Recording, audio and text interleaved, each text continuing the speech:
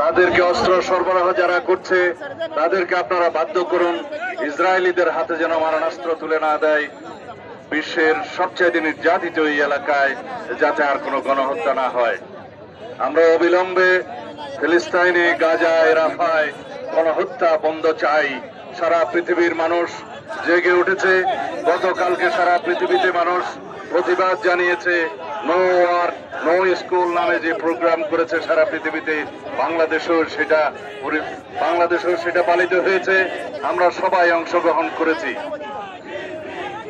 আজকে বাংলাদেশের ছাত্র সমাজের সবচাইতে প্রগতিশীল এবং ঐতিহ্যবাহী ছাত্র সংগঠন বাংলাদেশ জাতীয়তাবাদী ছাত্র দল কর্তৃক সারা দেশের শিক্ষা প্রতিষ্ঠানে যে প্রতিবাদ কর্মসূচি ইসরায়েলি গণহত্যার বিরুদ্ধে, বর্বর আগ্রাসনের বিরুদ্ধে আহ্বান করা হয়েছে, তার সফলতা কামনা করি এবং যারা অংশগ্রহণ করেছেন তাদেরকে ধন্যবাদ এবং কৃতজ্ঞতা জানাই।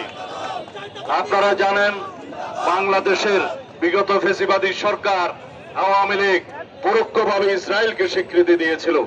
কিভাবে? তারা বাংলাদেশের পাসপোর্টে ইসরায়েল ব্যতীত সকল রাষ্ট্র গমনের যে নির্দেশনা ছিল সেখান থেকে ইসরায়েল শব্দটি রিমুভ করে দিয়েছিলেন, প্রত্যাহার করে নিয়েছিলেন।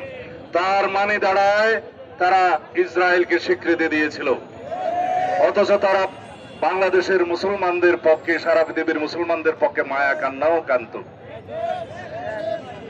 বাংলাদেশের বিরোধী রাজনৈতিক দলীয় রাজনৈতিক কর্মী এবং যারা ফ্যাসিবাদের বিরুদ্ধে আন্দোলন করেছে সকল গণতান্ত্রিক শক্তি, সামাজিক শক্তি সহ দেশের আপামর জনসাধারণের বিরুদ্ধে আড়ি পাতা যন্ত্রের মাধ্যমে যে নির্যাতনের তারা সূচনা করেছিলেন, সেই আড়ি পাতা যন্ত্র পেগাসাস স্পাইওয়ার সেই ইসরায়েল থেকে তারা খরিদ করেছিল এই হাসিনা সরকার। আজকে যেখানেই হাসিনা আশ্রয় নিন না কেন, বাংলাদেশের মানুষ সারা জীবন এই আওয়ামী ফ্যাসিবাদী ইসলাম বিদ্বেষী এই আওয়ামী লীগের বিরুদ্ধে এই ধিক্কার জানিয়েই যাবে যে তারা মুসলিম বিদ্বেষী, ইসলাম বিদ্বেষী, আলেম বিদ্বেষী, সারা পৃথিবীতে ইসরায়েল পন্থীদের সমর্থক ছিল। আমরা পত্রিকান্তরে যে পরিসংখ্যান পেয়েছি, 50 থেকে 60,000-এরও বেশি ফিলিস্তিনবাসী নারী, শিশু সহ যারা হত্যাযজ্ঞের শিকার হয়েছে, প্রকৃতপক্ষে সেই পরিসংখ্যান আরো অনেক বেশি। যারা অপুষ্টিতে ভোগে, যে সমস্ত শিশুরা মৃত্যুর মুখোমুখি হচ্ছে, তাদেরকে হত্যাকাণ্ডের শিকার হিসেবে গণ্য করতে হবে। যে সমস্ত বৃদ্ধরা খাদ্যের অভাবে, বিভিন্ন চিকিৎসার অভাবে যারা মৃত্যুবরণ করছে, তারাও এই গণহত্যার শিকার। সেই হিসাবে লক্ষ লক্ষ ফিলিস্তিনি ভাই বোনেরা এই বর্বর আগ্রাসন এবং গণহত্যার শিকার হয়েছে। সারা পৃথিবীতে আজকে কণ্ঠ উচ্চারিত হচ্ছে ইসরায়েলের বিরুদ্ধে এবং ইঙ্গো মার্কিন ষড়যন্ত্রের বিরুদ্ধে, যে ইসরায়েলিকে যারা মদত দিচ্ছে তাদেরকে সমস্ত মদত বন্ধ করতে হবে এবং ইসরায়েলের সমস্ত পণ্য আমরা বর্জন করব। তার মানে এই না যে আমরা কোনো ব্যবসায়িক প্রতিষ্ঠানে হামলা করব। গতকালকে বাংলাদেশে কিছু স্থাপনায় হামলা হয়েছে, আমরা তার নিন্দা জানাই এবং এখানে আমরা বলতে চাই সরকারের ব্যর্থতা এখানে লক্ষণীয়, আইন শৃঙ্খলা বাহিনীর ব্যর্থতা এখানে লক্ষণীয়। তাদের উচিত ছিল আগের থেকে এখানে সতর্কতা অবলম্বন করা, তাহলে বাংলাদেশের নামে এই বদনামটা আমাদের নিতে হতো না। আমি আপনাদের সামনে আজকে এই মুহূর্তে বিএনপির পক্ষ থেকে একটি ঘোষণা দিতে চাই।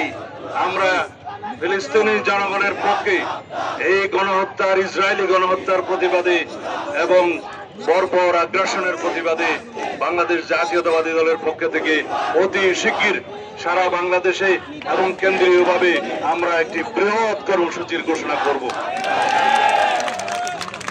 আমরা এদেশের সমস্ত জনগণকে আহ্বান জানাই, পৃথিবীর সমস্ত মুসলিম বিশ্বের যারা মডেল আছেন তাদেরকে আহ্বান জানাই, যারা পরাশক্তির একটি অংশ, যারা মদত দিচ্ছে ইসরায়েলিদেরকে, তাদেরকে আহ্বান জানাই এই মুহূর্ত থেকে গণহত্যা বন্ধ করার জন্য আপনাদের পদক্ষেপ নিতে হবে। জাতিসংঘের ভূমিকা প্রশ্নবিদ্ধ, কিন্তু ইসরায়েলিরা কখনো জাতিসংঘের কোন রেজলিউশনের প্রতি সম্মান দেখায়নি।